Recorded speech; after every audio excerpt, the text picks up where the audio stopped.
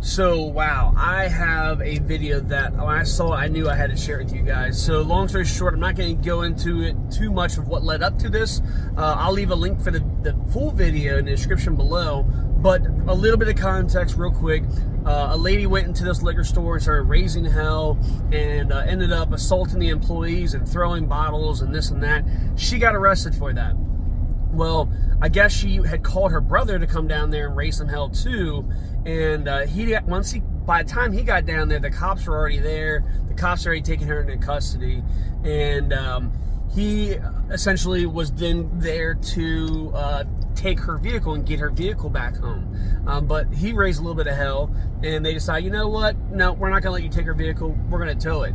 And so they start towing the vehicle, and then the brother shows up, I believe, again with a buddy of his, which is a buddy of his sister's as well. And he is going to try to, be calm and try to be like, hey, what can we do to get this vehicle back home for her so we don't have to add, insult to injury. But the guy is in a passenger seat of a Nissan Altima. He, I guess, had a Glock laying on his lap. And then when he when he went to go get out of the vehicle to talk to the law enforcement officer, he steps out of the vehicle and the Glock falls on the ground. And he goes to pick it up.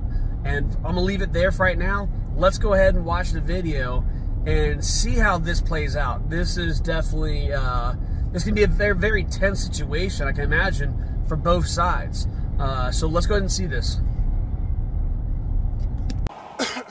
Adding an unexpected twist to the unfolding drama, another friend later approached officers seeking information about the car retrieval process. However, the situation took a dangerous turn when, upon exiting the vehicle, he inadvertently dropped a firearm, creating a moment of heightened tension and concern for everyone involved. You're good. That right car. And you already got a load to take off. Thanks.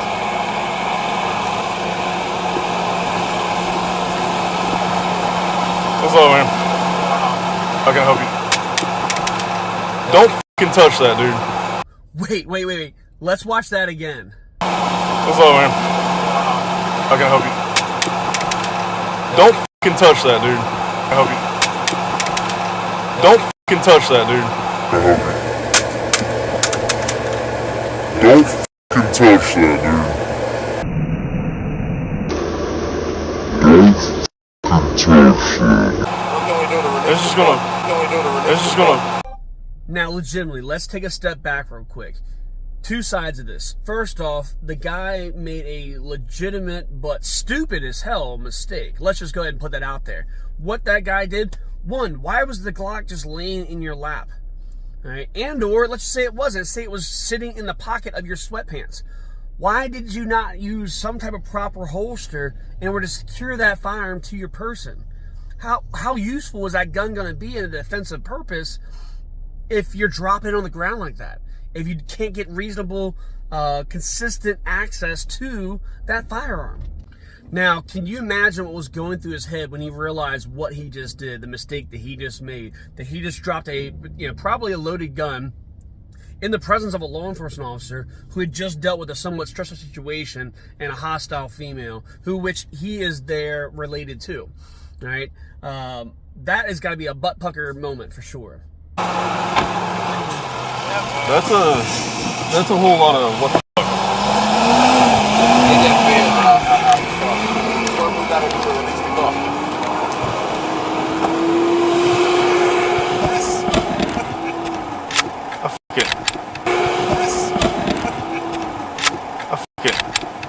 I'm mind-boggled right now.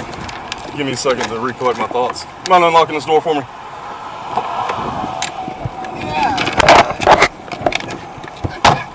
What do we got to do to get a release on the car?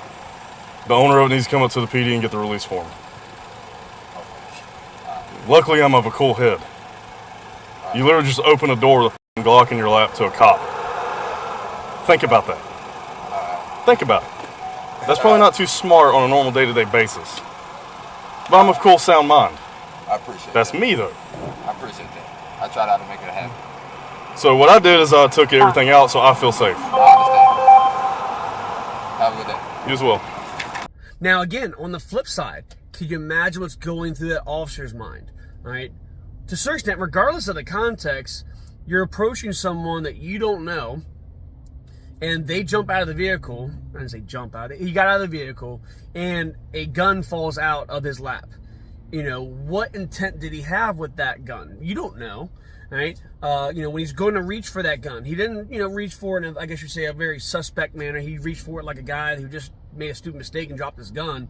But that probably wasn't the best idea. Just like I tell people in general, it's not generally a good idea to be handling firearms in the presence of law enforcement, especially, you know, regardless if you don't know them or not. And but kudos to that officer. I believe that, in my opinion, he handled it very, very well. He handled it highly professionally. He kept a calm head of his.